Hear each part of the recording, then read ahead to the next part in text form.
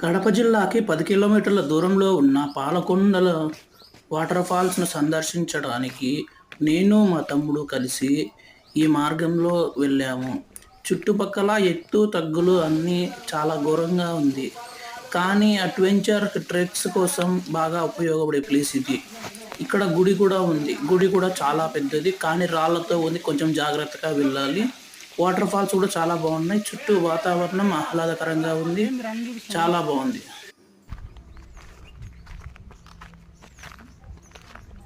చూడొచ్చు. మీరు పోయేటప్పుడు కొంచెం జాగ్రత్తగా వెళ్ళండి. కొంచెం జారినా కూడా పడిపోతారు. కింద పడిపోతారు.